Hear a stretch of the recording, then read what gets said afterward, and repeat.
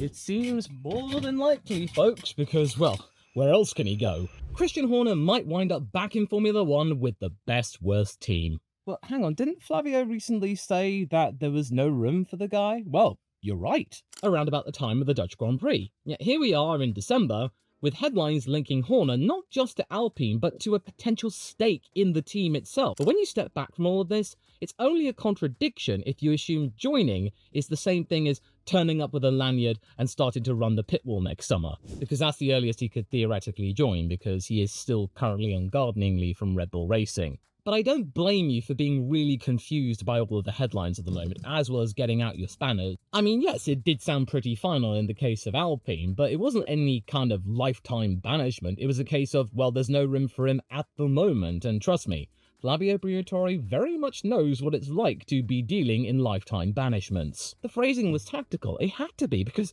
that was a really tricky time for Alpine just a couple of months ago, losing its complete focus and long-term plan, its team principal running into the shadows never to be seen again, and not to mention Christian Horner had just been sacked from Red Bull.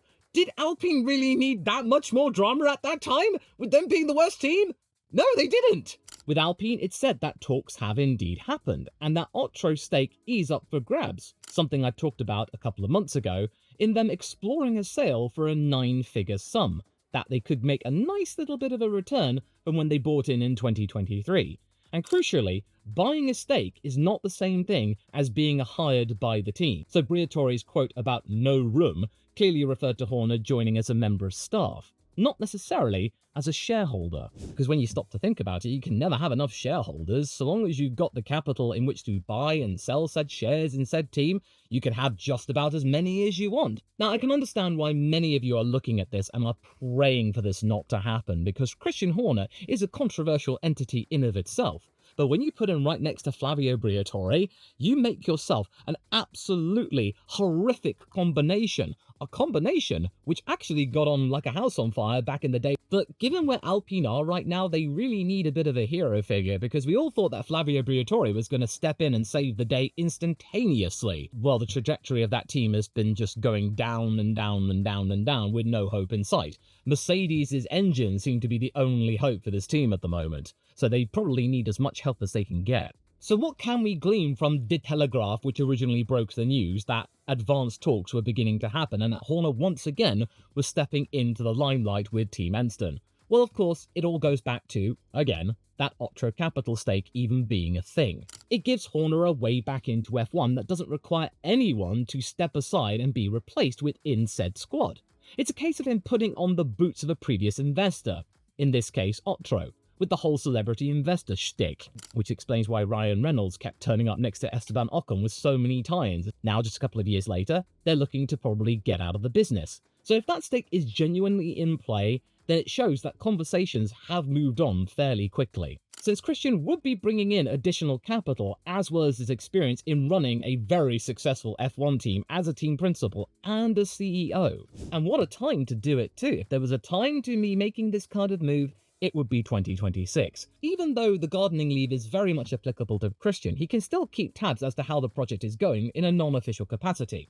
And by the time we get to that moment when Christian can actually step in properly, Alpine will know exactly where they stand. If their customer deal with Mercedes pays off and it sees them gather pace, because that is one of the major Achilles heels that Alpine had to deal with throughout 2025, then good. It means they might be getting back up the grid, and then somebody can come in to help maintain or even grow that momentum. If it turns out to be a damn squib, and all of the other investment in, say, the chassis and the operations, etc., prove to be a bit of a damp squib, then somebody can come in with proven experience to show them exactly what went wrong and how they can make a very hasty course change, to try and better optimize it going into the rest of the 2020s before 2030, when probably another major set of rule changes will take place. And yes, a lot of Alpine's progress will be now down to how Mercedes handles these new rule changes. And even though many people are saying that they are going to be the favorites going forward in not just the engine but also their car, this is still the reality that if Christian Horner comes in, he is going to be partners with one of his biggest nemeses of Formula One, that being Toto Wolff. Imagine that first meeting. They would have to work together. Oh man, I wish I could buy tickets to that experience. But in any case, all of this is a really big sign that Alpine is not ashamed to be changing its DNA all over again. And what better time for Christian to come in and do a little bit of finagling in that particular avenue? Because he would actually have the authority to do that, even more authority than he had at Red Bull. Because them dropping engine focus means they can focus on the actual car itself, as well as their operations and their drivers with the academy attached to it, and no longer having to fight Viry-Châtillon politics with Team Enston, because historically, it got pretty nasty, going as far as the English contingent and the French contingent not even occupying the same hotels at race weekends. Even though the engineers of said plant said that their shelved Renault unit was looking promising, them going over to Ferrari, and then supposedly telling them that their own engine isn't much cop in comparison to their aborted model. So I guess the infighting continues, but this time in Maranello. So when you stop to think about it, the idea of Christian Horner taking on a senior role within Alpine, as well as actually having some capital in it, similar to what Adrian Newey's doing over at Aston Martin, because yes, he is the managing technical partner, he's the team principal, but he also has skin in the game there. It's actually quite a rational power play. Horrifyingly rational, and it really just goes to show that really this team is the only port of call that will actually have this guy, because teams either don't need the services of Christian Horner or are thinking, yeah, we're not going anywhere near you, matey boy, because, well, Christian has gotten into plenty of arguments with team principals and teams up and down the order. And to be fair, I can't really blame them, because Horner spent the better part of 2 decades building a team structure where he had total control. Or at least he thought he had total control, because the difference between he and Wolff is that he wasn't invested in the company. In that Red Bull, whenever they wanted to, if there was a dip in performance or it became a situation where Christian was bringing nothing but disrepute to the group, especially now in this post-Mateschitz era where it's very, very corporate, that they could just get rid of him because he's just an employee. So I can't really see him going over to Alpine and just having the same thing. That, yeah, he has the remit to do whatever he wants, but if Renault suddenly gets a little bit scared or insecure or fed up with what Horner's doing, they could just axe him. Would he really want to go through that all over again? His next act will have to be bigger, being a minor investor at minimum with much greater influence and a much greater remit, and it will certainly help that the executive advisor of Alpine itself will probably be in his corner. So I do think that with that collaboration, it'll be a case of them really having the keys to the kingdom and being able to change this structure without really that much interference from Renault itself, because the Renault group has said time and time again, even with its brand new CEO, that they are free to do what they want, that they are committed to the project and they are determined to see it successful again, that Formula One is too important for them to lose. Well, okay, it was important to a point, because if it was really, really important, then they would have just kept their engines and then just stuck it through and committed. And that might be something that Christian Horner will be more than likely to exploit, but more on that later. But it does optimize the partnership, because Flav, his body, becomes much more useful muscle with Renault's. But anyway, Flav's statements so far have been consistent with the idea that Renault keeps majority control, whilst allowing minority stakes to trade amongst. So if Otro wants out, that's fine by Renault. A brand new minority investor would bring a fresh pair of eyes to the system. Renault managed to make a fair bob after Otro bought into it, certainly making a very decent return considering that Renault bought the F1 team back from Lotus for only a symbolic quid. And now with Horner and his venture capital firms and investors coming in, they'll make a little bit more money then too,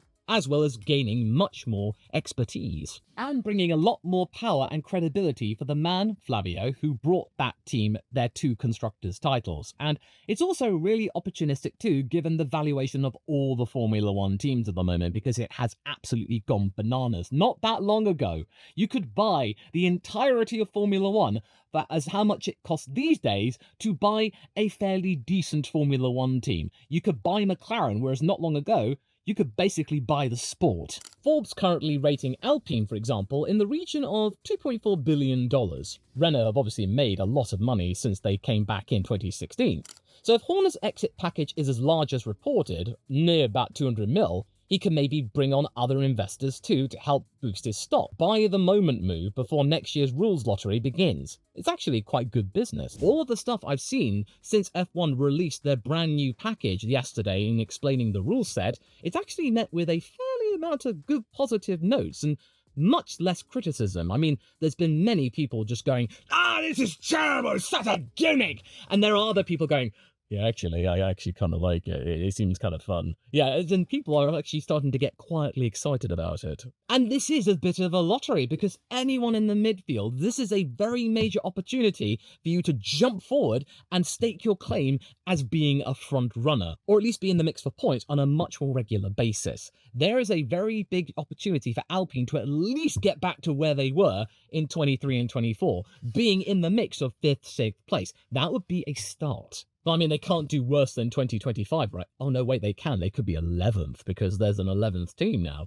Incidentally, Cadillac's passed their FIA crash test, so that's a good sign for them. So with Horner getting in this early, around about the beginning of this brand new regulation cycle, this is his ticket to maybe potential opportunities, because if Alpine continues to improve, then their value will go up, and therefore his paper money will begin to accrue more and more value. And then when it comes time he wishes to get out of it, he'll have gained even more money. He'll have made a decent return on his initial investment. Because again, it'll be very, very, very hard for Alpine to do worse. And speaking of valuations and money and stuff like that, this would explain why Briatore said that there was no room in the inn for the guy, because he said, well, I like Christian, and then we can always talk, that would cause the value to skyrocket because there would be incoming takeover rumours, investors changing up and down. That would cause the value to absolutely skyrocket.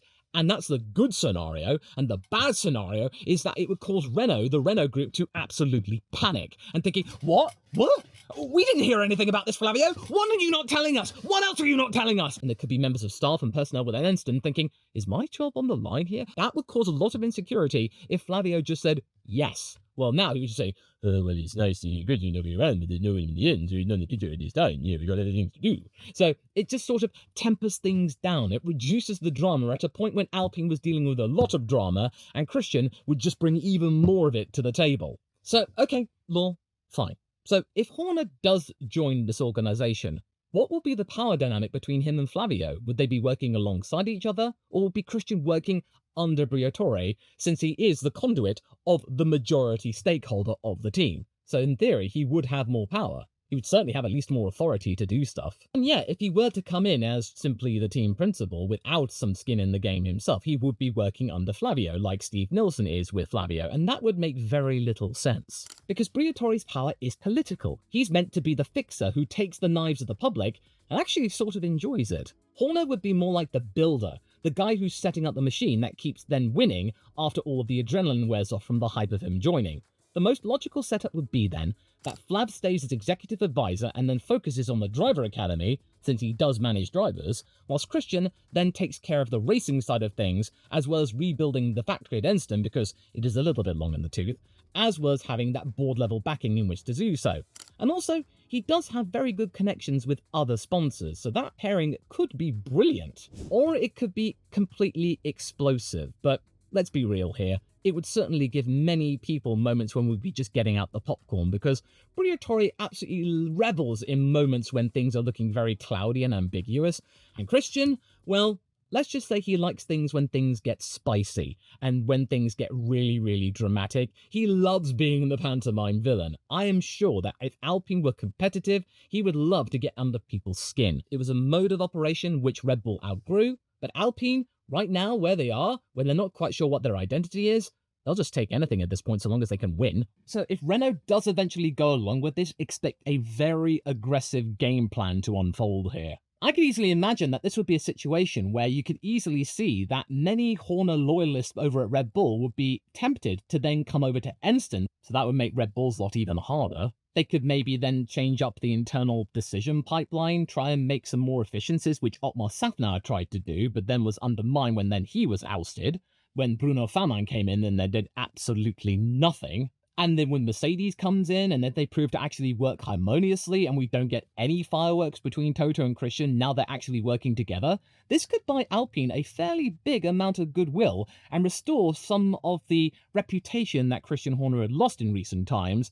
And then Flavio, well, I don't think he really cares what anyone thinks. And this will all be really handy considering that Toto wants to drop one of his existing customers come 2030.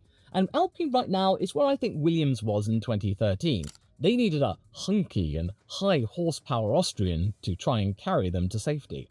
But then there's a more sinister yet plausible version of events that could happen, that maybe Horner wants the stake because he doesn't trust Renault's commitment long term. What I'm trying to get at here is that maybe he might have his own foam of doubt as to whether or not Renault's actually committed to Formula One for the long term, and that maybe getting a stake in said team could be an opportunity to buy yet more capital from Renault and slowly get to a situation that come 2030, he and his venture group firm would be the major controlling entity of that team. Look at what Renault did after Flavio basically said it wasn't worth continuing. They killed their engine program, which had been knocking around Formula One for nearly half a century. They put money over emotion and a commitment to try and improve and learn the mistakes of the turbo hybrid era.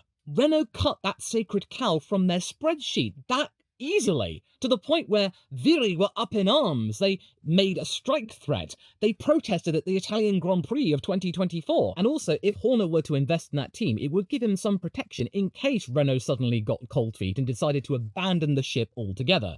It wouldn't mean that his job would be at risk, or it certainly would have a little bit more leeway in having some more security. And then maybe, if he could at least manage to accrue some more investors and some goodwill with the other investors, they can all band together and say, "Oh, look, Renault, I know, you're a little bit jittery about this, so why don't you just call it a day? We'll take it over. We'll make sure that everyone at Enston has a job." So don't be surprised if eventually we get the news that Renault is going to leave Formula One and then leave control to Christian Horner and Flavio Briatore.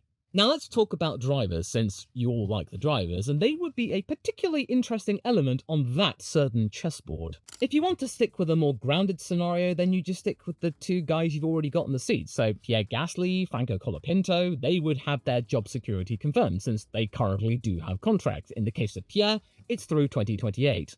Although I bet he's thinking that this team is nowhere near what it was when he actually signed up with them for the 2023 season. So much has changed with that organisation. He's had to deal with so many existential crises. I feel for the guy. But what I'm trying to get at is that just because Horner would arrive as some kind of influence, it doesn't necessarily mean that he's just going to immediately purge those drivers, because contracts exist. They can be expensive. Sponsors attached to those drivers exist. Politics exists. So the best and safest thing to do initially is just keep all of the ties and bonds and commitments from those drivers and their parties intact. Especially in the case of Franco, because he's only going to be going into year 2 of his 5-year commitment. But the medium-term incentives, that's when things get a little bit more interesting. Because you see, his time at Red Bull suggests that he likes a clear team structure. He likes drivers who can be part of a plan, and Alpine's academy could actually see a bit of a rejuvenating force. It may be ineffective right now, but you've got to admit, their facilities and testing are very impressive given the actual ineffectiveness.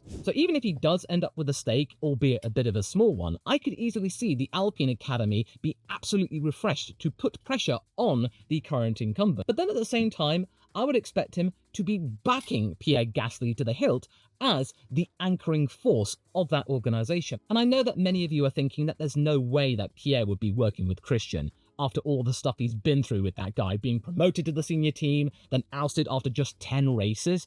But you've got to remember, that was back in 2019. Pierre has seen several seasons of competition and has been through many knocks during that career. And he's also seen a lot of inner turmoil at that team, Alpine. So quite frankly, I don't think he will be that phased with whatever Christian throws at him. But then at the same time, if he does invest in that academy and he allows Flavio to pick and choose the drivers, he can at least put some future pressure on Pierre, just a little bit, to at least keep him motivated, not to piss him off. So this is where all the Alex Dunn news suddenly becomes really intriguing. Many outlets reporting that he is now in advanced talks with Alpine's academy after the Irishman left McLaren's stable to then maybe work at Red Bull, but then with the deal between him, Marco and Red Bull HR falling apart, him leaving with a nice pay packet, it meant that he had to go find sanctuary elsewhere, with Alpine now actually reaping a fairly decent reward. Actually, it's a bit of a reverse Oscar Piastri situation in that Alpine let a really talented Australian go because of contract finagling and drama, and look what happens now. An Irishman who is noted for a good potential, he's had a really big uptick the last couple of years,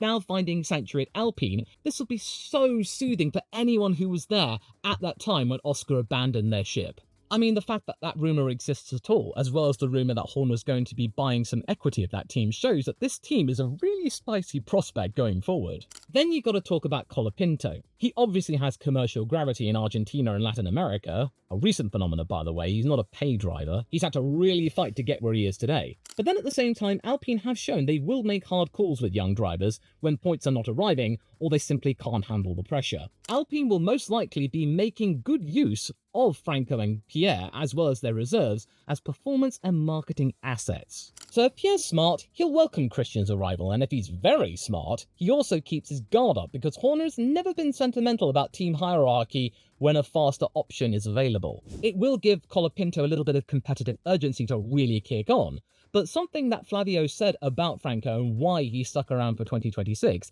is that he thinks this guy has confidence. He's been able to absorb the pressure. He's been nowhere near as crash-prone as he was at the beginning of his tenure with Alpine. And I think on the human level, Flavio just likes Franco. He's got big balls and confidence and plenty of charisma. And I'm pretty sure that Christian will want to tap into all of that. Finally, now stepping back into more grounded reality, Alpine being bad in 2025 may have actually helped this deal progress that little bit further, because if Alpine had finished higher up in the standings and looked more stable, Renault would have less inclination to actually listen to Christian, and also Otro wouldn't be thinking of selling off their investment. They'd think that Alpine was a rocket ship that continued to gain value much more quickly, so why would they sell now? But now, with Alpine in 10th, the best-worst team, this would be a good opportunity for any investor who has a big stake in this team to maybe think, yeah, okay, we could see this valuation start to fall now. There's a lot of uncertainty regarding this Mercedes deal. Pierre and Franco, we like them, but, okay, let's just get out. Make maybe about 100, 150 mil, and then maybe go find somewhere else. And if that is the case, and Renault is facing the reality of Otro selling up, then they'll probably want somebody in who's a little bit more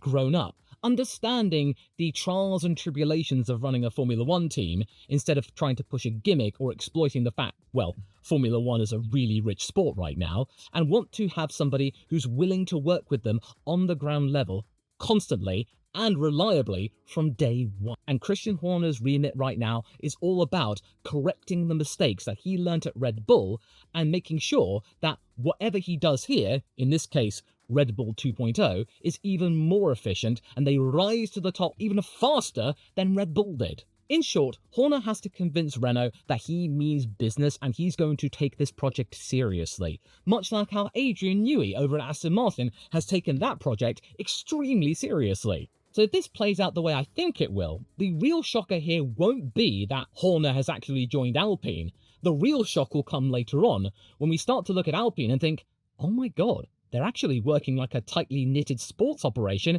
instead of just being a billboard for Renault's lesser-known sports brand, because, well, that's what it's been. Briatore telling the world and Christian that there was no room at the time of the Dutch Grand Prix was all about protecting a potential buy-in plan, needed after the theorised high-tech takeover collapsed due to all of the stuff with Oliver Oakes, and things will run much more smoothly, and prices will remain low, and lots of feathers will not be ruffled from within. And again, this isn't a really small stake here. We're not talking about like, 4, 5, 6%. No, this is nearly a quarter of the team. And Christian and his group would be leading that. That is a notable chunk.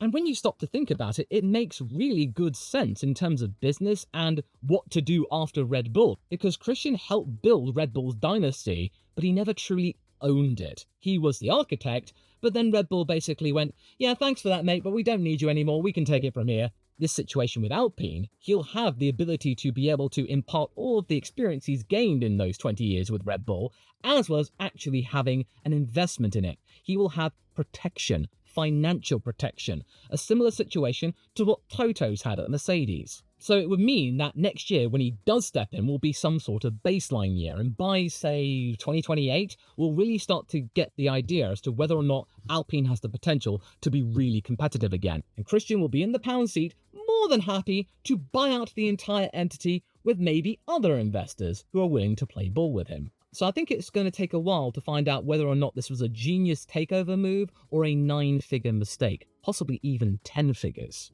But something that will cost you 0 figures is you clicking on this video right here, one I think you will enjoy indeed. I'll see you over there.